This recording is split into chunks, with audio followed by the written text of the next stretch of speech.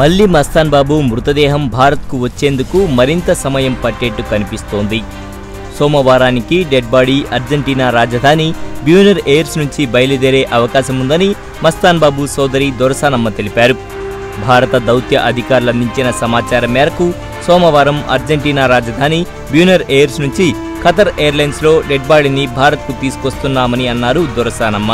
ప్రయాణానికి సంబంధించిన అన్ని కార్యక్రమాలు ముగిశాయని ఫేస్బుక్ ద్వారా తెలియజేశారు.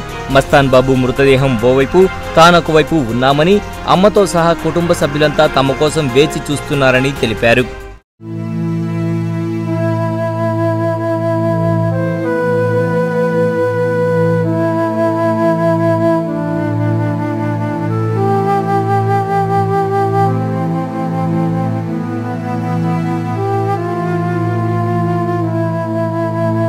మస్తాన్ బాబు సోదరి సమాచారం మేరకు సోమవారం అర్జెంటీనా నుంచి విమానం బయలుదేరితే మంగళవారం డెడ్ బాడీ భారత్కు చేరే అవకాశం ఉంది.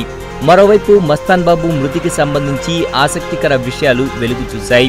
యాండీస్ పర్వత శ్రేణుల్లో ఉష్ణోగ్రతలు అనూహ్యంగా పడిపోవడం వల్లే మళ్లీ చనిపోయినట్టు ధృవీకరించారు అధికారులు. ఆండీస్లోని క్రూజ్ పర్వత శిఖరాన్ని అధిరోహించడానికి బేస్ క్యాంప్ నుంచి బయలుదేరారు మస్తాన్ బాబు. 6749 మీటర్ల ఎత్తు ఉన్న శిఖరాన్ని అధిరోహించాడు. కిందకు దిగే క్రమంలో 749 మీటర్లు ప్రయాణం చేసి 6000 అడుగులకు చేరుకున్నాడు. అక్కడే అనుకోని ఉపద్రవం, ఉష్ణోగ్రతలు ఒక్కసారిగా పడిపోయాయి. దీంతో మస్తాన్ బాబు బాడీ టెంపరేచర్ కూడా పడిపోయింది. శరీర ఉష్ణోగ్రత 30 డిగ్రీల సెంటీగ్రేడ్ కంటే పడిపోవడంతో హైపోథెర్మియాతో మస్తాన్ బాబు చనిపోయారని నిర్ధారించారు వైద్యులు. విపరీతమైన చలికి గుండె ప్రసరణ ఆగిపోవడాన్ని హైపోథెర్మియా అంటారు. సాధారణంగా పర్వతారోహకులు ఇలాంటి ప్రమాదం వల్లే చనిపోతుంటారు. అసాధారణ పరిస్థితుల వల్ల ప్రాణాపాయం ఉంటుందని తెలిసి కూడా మస్తాన్ బాబు ధైర్యం చేసి ముందుకు కదిలారు. చివరకు ప్రకృతి సహకరించకపోవడంతో ప్రాణాలొదిలాడు. ఉష్ణోగ్రతలు పడిపోతున్నా కొన్ని రోజుల వరకు ఆహారం లేకపోయినా తట్టుకొని ఉండడం మస్తాన్ బాబుకు అలవాటే. యోగా, ప్రాణాయామంతో అన్నీ సాధన చేశారు మస్తాన్ బాబు. అయితే ఉష్ణోగ్రతలు అనూహ్యంగా పడిపోవడంతో మస్తాన్కి మరణం తప్పలేదు. శరీరంలో రక్త ప్రసరణ ఆగిపోవడంతో హైపోథెర్మియాతో మస్తాన్ గుండె ఆగింది. మస్తాన్ బాబు డెడ్ బాడీని తరలించడానికి మన ప్రభుత్వం $1,00,000 ఖర్చు పెట్టింది.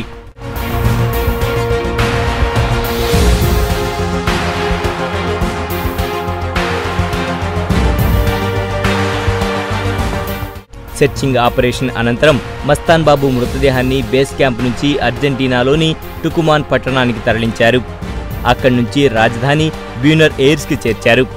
అక్కడే మస్తాన్ బాబుకు శవ పరీక్షలు నిర్వహించి ఆయన మృతదేహాన్ని రసాయనాలతో భద్రపరిచారు.